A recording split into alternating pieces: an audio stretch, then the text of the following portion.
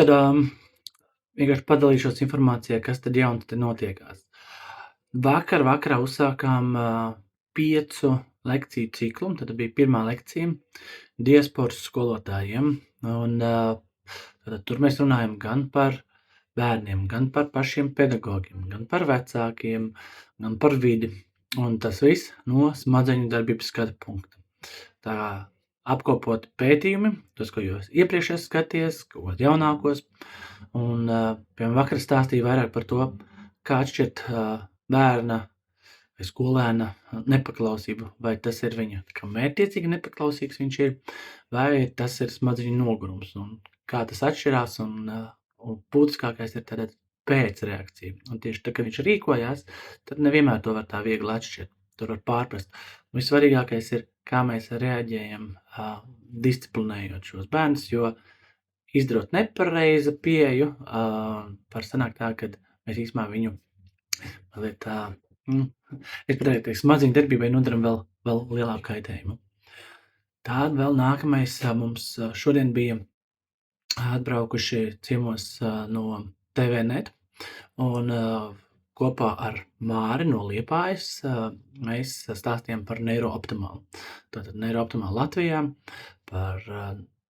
viņi tur būs raksts, uzņēma arī bildes, būs arī bildes. Māris nokavēja, tā kā Māris bildēs netika, bet tas nekas. Nākamo nedēļu otrdien es dodos arī uz ierakstu uz Apollo, un tur ir tā kā raidījums, kurā mēs ierakstīsim, kur mēs arī stāstīsim par Neurooptimālu. Jā, šajā mēnesī ķeriet, grābiet žurnālu Pastaiga, tur arī ir mana līdzdalība intervijā par Riga Braintieši, to noteikti var skatīties. Un rītdien, tātad rītdien ir sestdiena, 21. no rīta 10. ir online apmācība sadarbībā ar sievietēm 50+, biedrību tieši par karjeru. Un to arī var paskatīties mūsu jaunuma sadaļā Riga Brain vai smadzenes.lv, un tur var aiziet uz to linku un online. Un tie, kas iegādājas to lekciju online, tie arī pēc tam iegūst ierakstu. Ja tu mācies vai kas cits. Un jā, kas tā pa lekciju par atmiņu, tātad, kāpēc mēs bieži aizmirstam, ienākam telpā, aizmirst kaut kāds vārds, un īpaši ap 50+ gadiem. Vai tas ir smadzeņu darbība, vai tas ir kāds cits iemesls, un ko darīt, un ko mēs esam novērojuši, un ko pētījumi par to saka.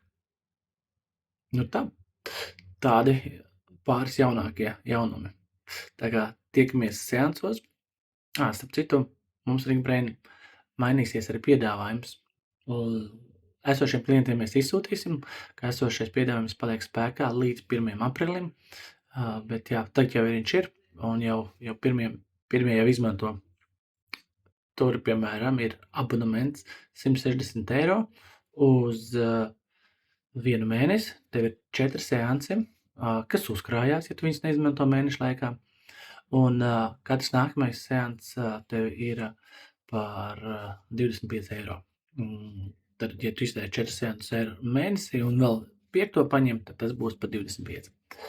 Nu tā, tas par abonementu principu. Tā kā, ja kādi jautājumi, droši raksti, zvani, un tiekamies lekcijās, tiekamies kabinetā. Un neiet slidot, kamēr var. Čau!